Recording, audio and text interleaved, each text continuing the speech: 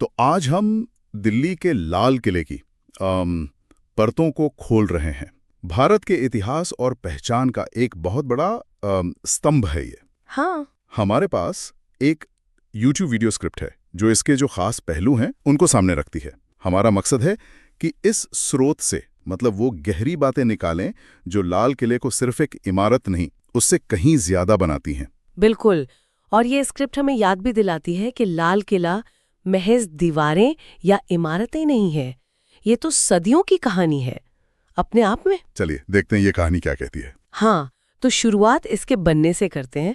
Script में है कि मुगल बादशाह शाहजहां ने 1638 में इसे बनवाना शुरू किया जी। और करीब 10 साल लगे इसे पूरा होने में, 1648 तक। 10 साल, हाँ। और ये सिर्फ किला नहीं था, है ना, ये उनकी नई राजधानी शाहजहांबाद, उसका बिल्कुल केंद्र था। हाँ, ये बहुत महत्वपूर्ण है, एक नई राजधानी का केंद्र बनाना। इसका मतलब क्या था उस समय? सही, ये सिर्फ एक शाही महल नहीं था, ये तो सत्ता, प्रशासन, संस्कृति, इन सब का एक नया गढ़ बनाने जैसा था। अच्छा। और वो लाल पत्थर, स्क्रिप्ट कहती है 250 एकड़ में फैला है। वो लाल पत्थर सिर्फ रंग नहीं था। हाँ, नाम उसी से पड़ा है। बिल्कुल, वो एक तरह से शाही रुतबा, एक महत्वाकांक्षा का प्रतीक था, दूर से ही दिखने वाला।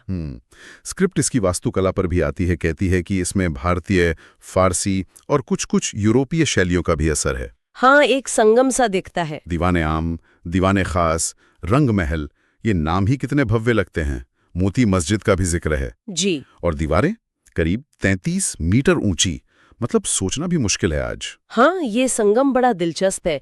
ये दिखाता है कि मुगल साम्राज्य कैसे बाहरी दुनिया के विचारों, कलाओं को अपना रहा था, उनसे कुछ ले रहा था। और दीवाने खास जैसी जगहें जहां बादशाह खास लोगों से मिलते थे, ये बताती हैं कि किला प्रशासन का कितना अहम केंद्र था। ये इमारतें सिर्फ खूबसूरती के लिए नहीं थी, इनका एक मकसद था। हाँ। शक्ति प्रदर्शन भी था इनमें। सही बात है। फिर इतिहास ने एक अलग मोड़ लिया। स्क्रिप्ट हमें 1857 तक ले जाती है, भी क्रांति का समय। हाँ, विद्रोह के बाद किले पर अंग्रेजों का कब्जा हो गया, एक युग का अंत समझिए। बिल्कुल, वो एक बहुत बड़ा बदलाव था। लेकिन फिर 1947 में आजादी के दिन इसी किले के प्राचीर से पंडित नेहरू ने तिरंगा फहराया। हाँ, वो पल तो मतलब इतिहास में अमर हो गया। बिल्कुल। और तब से ये परंपरा बन गई। ये जो बदलाव है ना, ये अपने आप में एक कहानी है। जो किला कभी मुगल सल्तनत का शिखर था, हाँ। वो ब्रिटिश राज की ताकत का निशान बना। सही। और फिर उसी जगह से भारत ने अपनी आजादी का ऐलान किया।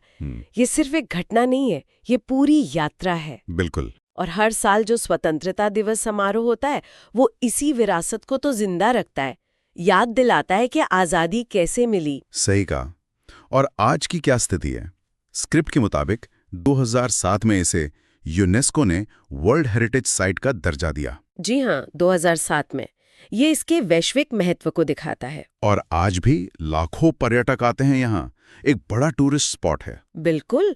और यूनेस्को का दर्जा मिलना इस बात की पुष्टि करता है कि ये सिर्फ भारत के लिए नहीं, पूरी दुनिया के लिए एक अनमोल धरोहर है। ये सिर्फ एक ऐतिहासिक स्मारक बनकर नहीं रह गया है, ये आज भी लोगों से बात कर रहा है। हाँ। लाखों लोग जो इसे देखने आते हैं, वो सिर्फ पत्थर देखने नहीं आते, वो भारत की कहानी का एक हिस्सा महसूस करने आते हैं। एक जीवंत विरासत है ये। तो इस स्क्रिप्ट के जरिए हमने यही देखा कि लाल किला सिर्फ लाल पत्थर की दीवारें नहीं हैं। जी नहीं, ये भारत की पूरी यात्रा का प्रतीक है। वो शाही दौर, फिर संघर्ष और फिर आजादी।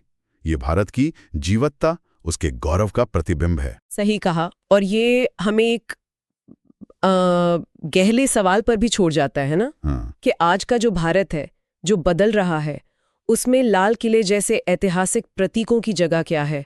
क्या ये सिर्फ अतीत की यादें बनकर रह जाएंगे, या ये हमें भविष्य के लिए भी कोई सोच, कोई प्रेरणा दे सकते हैं? हाँ। शायद इनका असली महत्व इसी सवाल के जवाब में कहीं छिपा हो।